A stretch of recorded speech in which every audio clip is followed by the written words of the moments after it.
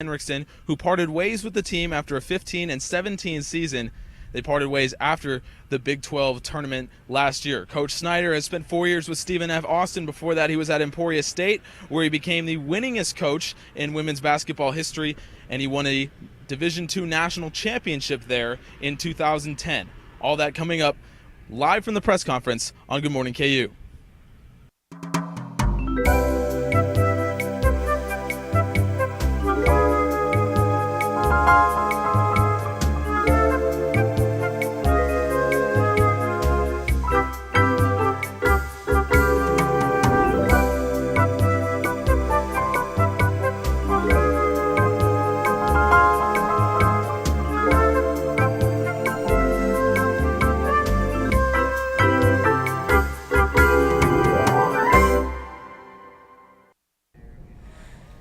Welcome into Good Morning KU. I'm Nick Cousin. And I'm Ben Birchstead.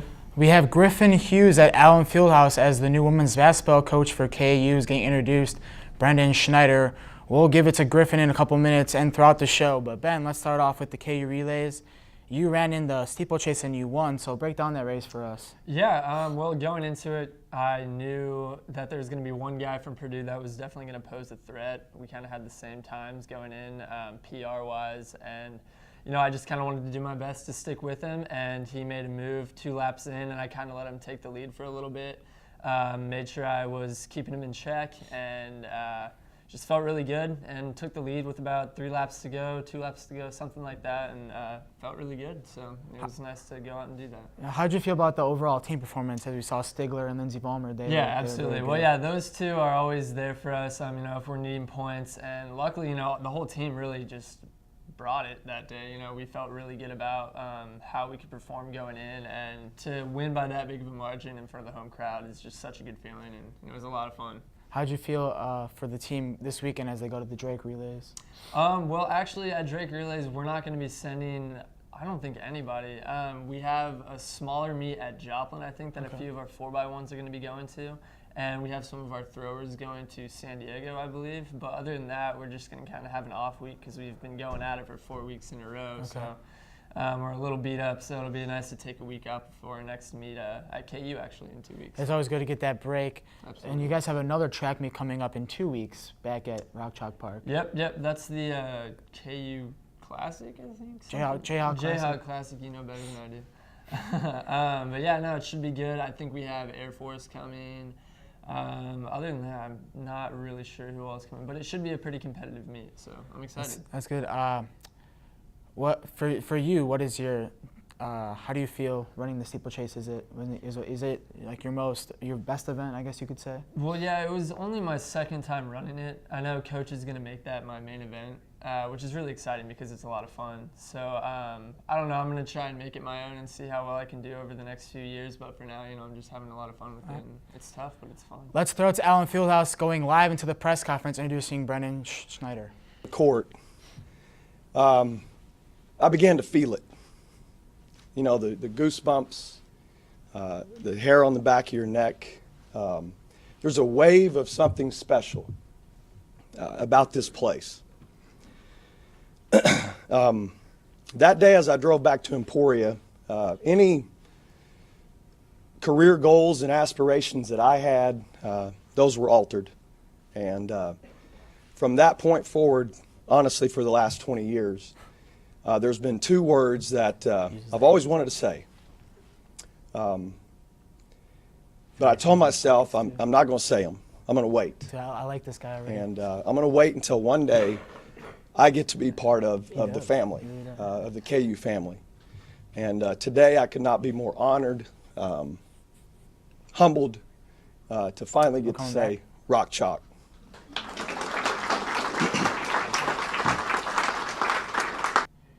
And we're back. That was a live look-in of Brendan Schneider's introductory press conference as a new women's basketball coach here at KU. After the break, we'll have Ryan interviewing our guests from the Ultimate Frisbee team.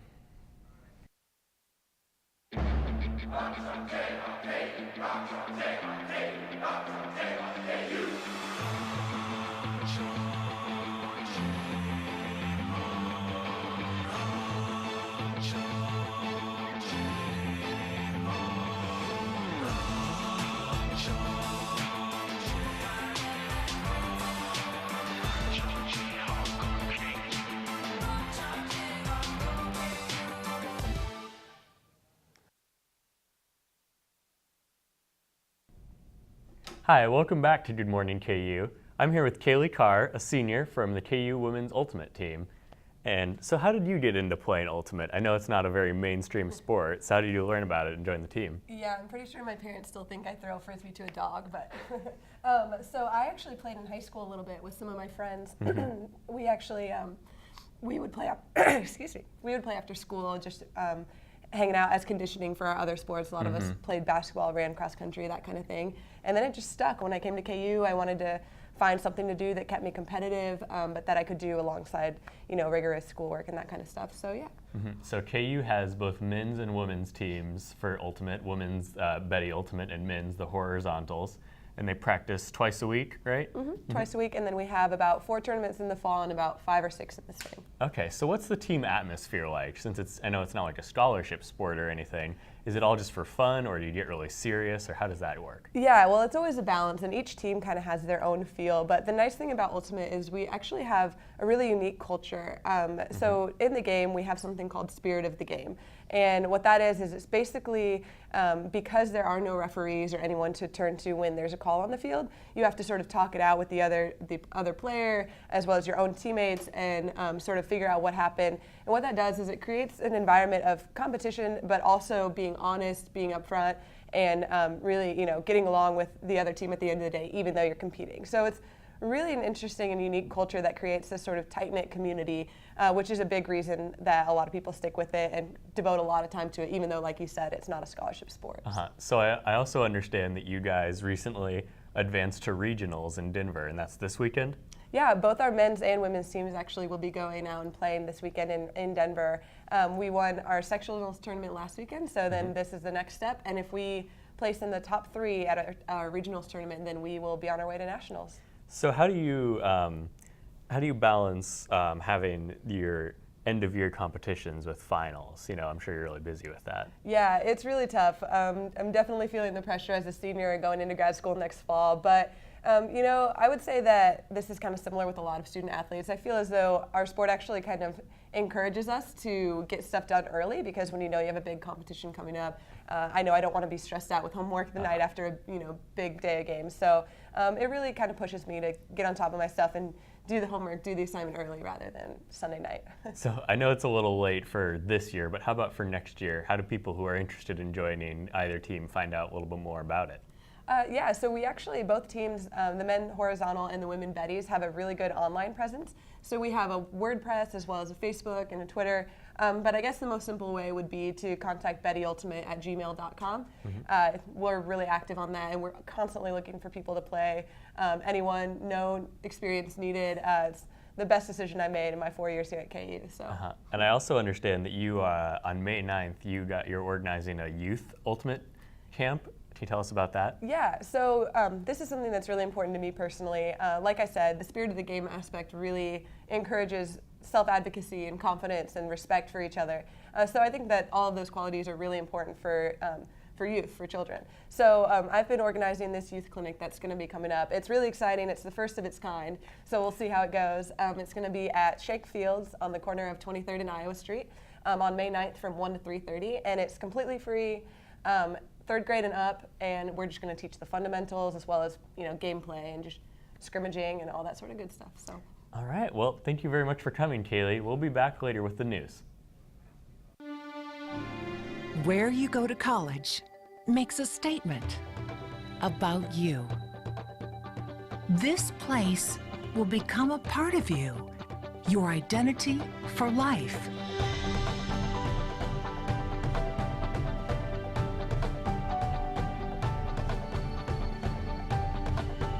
The University of Kansas, a great place to be you. And welcome back, everybody. I'm Jack Graham, and this is your Tuesday Good Morning KU News Update. About 30,000 runners faced rain and a 20-mile-an-hour headwind in the 119th Boston Marathon yesterday morning. In the end, the men's race ended with Lalisa DeCisa, who finished with a final time of 2 hours, 9 minutes, and 17 seconds. Caroline Rodich of Kenya took the victory for the women's side, finishing with a time of 2 hours, 24 minutes, and 55 seconds. This was her first Boston Marathon win. Yesterday's Boston Marathon marks the 2-year anniversary of the terrorist attacks on the same famous event. A jury who found Dzhokhar Zarnev guilty on all 30 charges 2 weeks ago must now decide if he is getting the death penalty or life in prison. Governor Sam Brownback, a fan favorite, must decide whether to sign a bill about the ride-hailing company of Uber. According to the Lawrence Journal-World, the decision involves whether these companies should provide proof of a broader insurance and undergo state background checks. Kansas lawmakers say that this is necessary for regulations for Uber's business model. The city of Lawrence has hired Porter Arneal to be the new Director of Arts and Culture. He will begin his new position in Lawrence in early May. Arneal is looking forward to bike trails, Clinton Lake, and all the art the local community has to offer. But he is most excited to work on the 9th Street Corridor project. The big event was scheduled for last Saturday and was canceled due to weather concerns. The big event has volunteers assigned to certain areas around the community, including home sites and yard work and other activities. And that'll wrap it up for today's news update. After the break, Dallas will be here with sports. Where you go to college makes a statement about you. This place will become a part of you, your identity for life.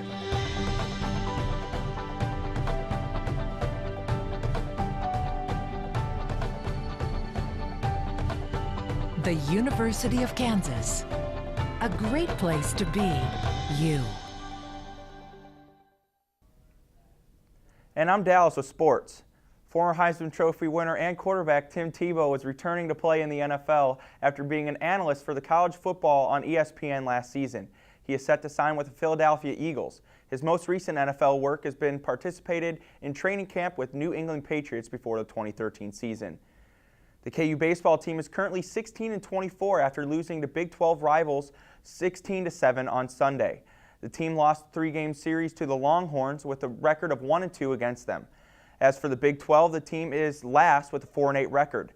Leader of the Big 12 is Oklahoma State with a 10-5 conference record, and the Jayhawks' next game is today against Wichita State at Hoggett Park with first pitch at 6 p.m. The softball team is on a 2-game losing streak with their last loss against Tulsa on Sunday. Despite this, the team is still 33-8 on the season. The team is 4th in the Big 12 with a 4-5 in-conference record. Their next game is tomorrow against SIU Edwardsville, but their next in-conference matchup is a 3-game series against Oklahoma this weekend at home. The NBA playoffs kicked off this weekend, having 16 total teams battling for the 2015 championship. The Warriors and the Hawks were the #1 seeds in each conference, and both teams started with a playoff win. Anthony Davis faced the Warriors in Game 1 and scored 35 points in his first ever playoff appearance. Kyrie Irving scored 30 points in the win versus the Celtics. Playoff games saw both the Bulls and the Warriors win their second games of the series against the Bucks and the Pelicans. Leading scorers for the games would be Jimmy Butler, who scored 31 points for the Bulls. Klay Thompson of the Warriors put up 26 points as well. Now for baseball, 5 players and coaches, including Ned Yost and reliever Kelvin Herrera, were ejected from Sunday's game against Oakland A's. This was jump-started when Oakland's third baseman, Brett Lowry, had a confrontational slide into second base on Saturday. This led to Herrera throwing a fastball behind Lowry when he was up to bat, resulting in the ejection on Sunday. The Royals won the Game 4 2-2 on Sunday. The Royals are now 10-3 on the season after they defeated the Twins last night 7-1. The Detroit Tigers of the AL Central continue to lead with a record of 11-2. With that said, that is it for sports. I'll be back with Mimi here for the weather.